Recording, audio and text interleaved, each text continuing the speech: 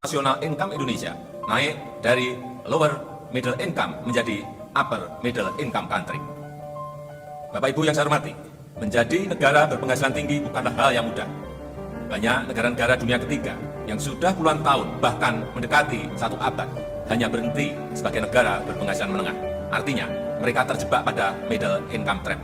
Itulah yang tidak kita inginkan. Pertanyaannya, apakah kita mempunyai peluang untuk keluar dari middle income trap? Saya jawab tegas, kita punya potensi besar. Kita punya peluang besar untuk melewati middle income trap. Kita punya peluang besar untuk menjadi negara berpenghasilan tinggi. Pendapatan per kapita Indonesia sampai akhirnya bisa masuk jadi list negara kelas menengah. Di mana kita tahu pada pandemi COVID-19 kemarin berdampak terhadap pendapatan per kapita di dunia dan di Indonesia.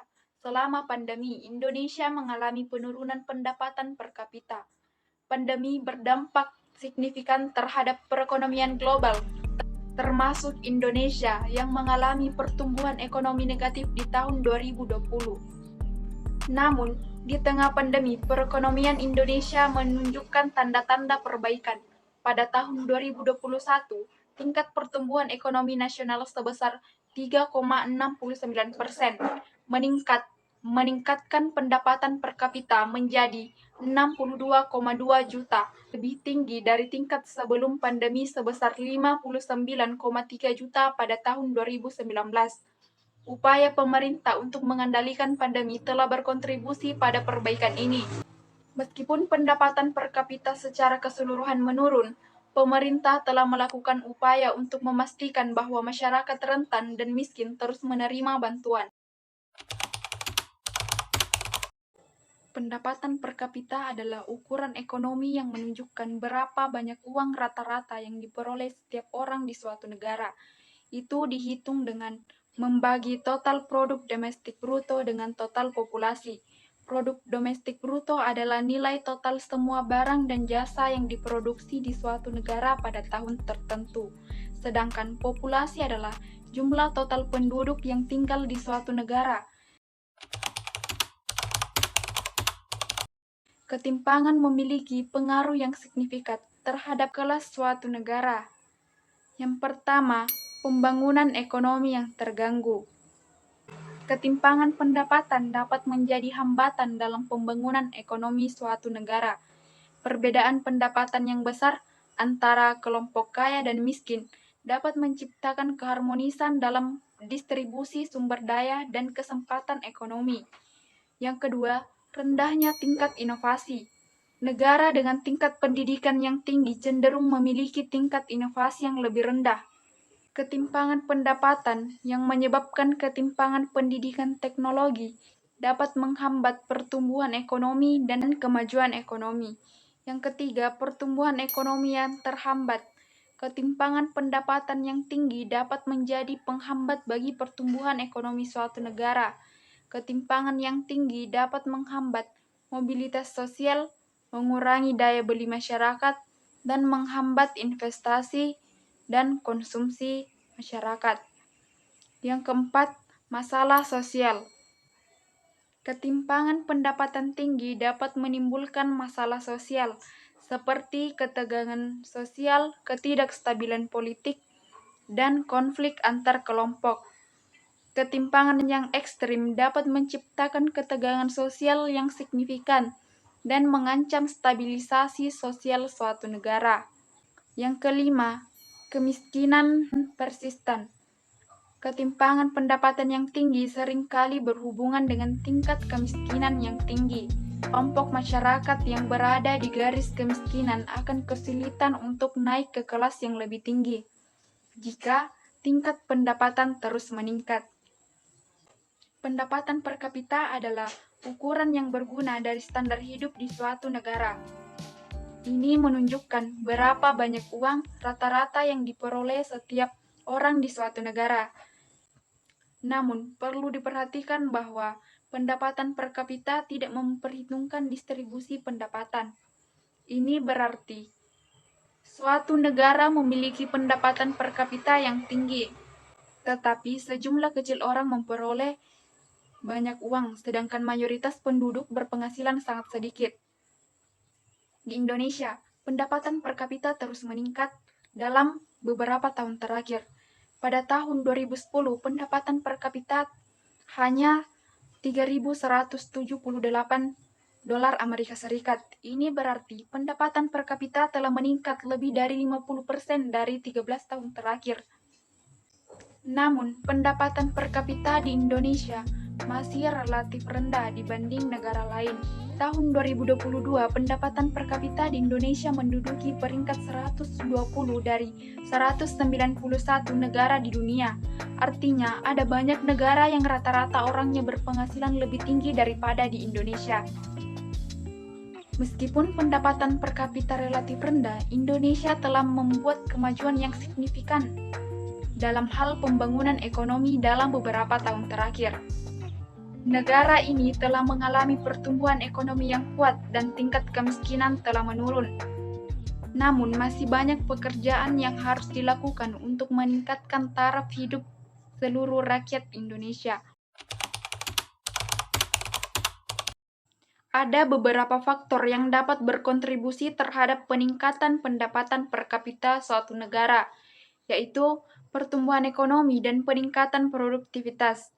Yang pertama, pertumbuhan ekonomi. Ketika ekonomi suatu negara tumbuh, itu berarti output keseluruhan barang dan jasa meningkat. Ini dapat menghasilkan pendapatan yang lebih tinggi untuk bisnis dan individu.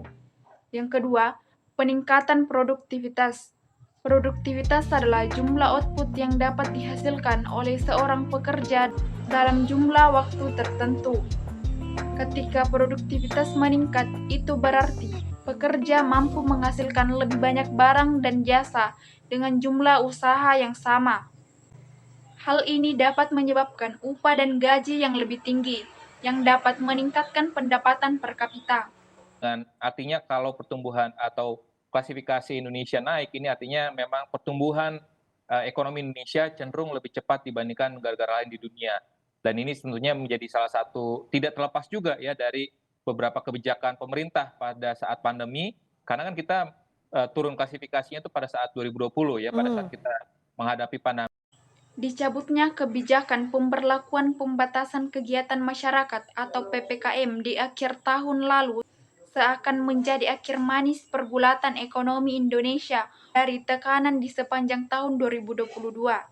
Hal ini terlihat tren pertumbuhan ekonomi nasional secara kuartal di mana per kuartal 3 2022, 25,72% secara tahunan dibanding kuartal 2 2022 sebesar 5,44%. Pemerintah pun optimis terhadap tingkat pendapatan per kapita Indonesia yang diharap tembus di atas 5.000 dolar Amerika Serikat. Pada tahun 2023 ini, Deputi Bidang Koordinasi Ekonomi Makro dan Keuangan Kementerian Koordinator Bidang Perekonomian Iskandar Simorangkir dikutip mengatakan, per kapita Indonesia tahun ini mencapai 5.000 hingga 5.200 dolar Amerika Serikat. Iskandar menambahkan, pemerintah juga tidak hanya mengejar perbaikan pendapatan per kapita saja, namun berupaya untuk mengurangi kesenjangan pendapatan yang biasanya diukur dari rasio Gini, sehingga bisa pendapatan per kapita Indonesia lampaui 5.000 dolar Amerika Serikat. Pemerintah Indonesia telah mengambil langkah-langkah penting untuk mendorong pertumbuhan ekonomi dan meningkatkan pendapatan per kapita di Indonesia. Dalam beberapa tahun terakhir, Indonesia telah mencatat perkembangan yang signifikan dalam hal pendapatan per kapita. Data terbaru menunjukkan bahwa pendapatan per kapita Indonesia pada tahun ini mengalami peningkatan yang positif. Angka tersebut mencerminkan pertumbuhan ekonomi yang stabil dan kebijakan yang diadopsi oleh pemerintah mendorong investasi, meningkatkan produktivitas, dan mengurangi kemiskinan. Bank Indonesia atau World Bank memasukkan Indonesia sebagai negara berpendapatan menengah ke atas. Keputusan itu menjadi prestasi karena menunjukkan roda ekonomi Indonesia bangkit setelah adanya pandemi. Indonesia naik kelas sebagai negara berpendapatan menengah ke atas.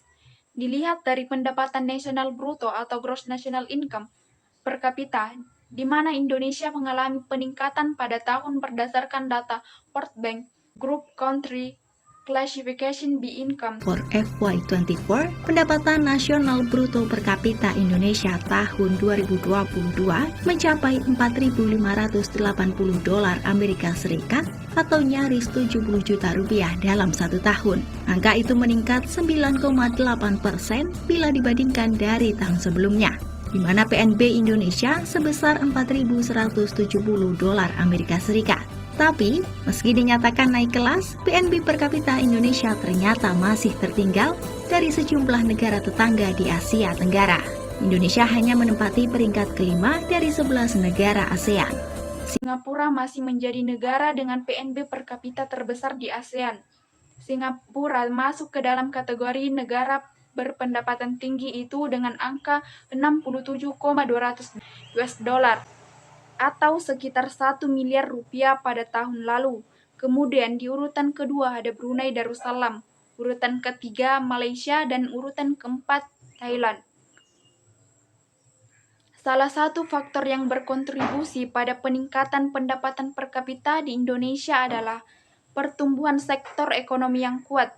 Sektor manufaktur, perdagangan, jasa, dan pariwisata telah menjadi pendorong penting dalam meningkatkan pendapatan per kapita di negara ini. Tersebut naik dibandingkan periode yang sama tahun lalu. Sri Mulyani merinci ada kenaikan sebesar 29% dibandingkan tahun sebelumnya. Belanja negara di sisi lain tercatat sebesar Rp518,7 triliun atau 16,9% dari target APBN 2023. Angka ini tumbuh 5,7% secara year on year.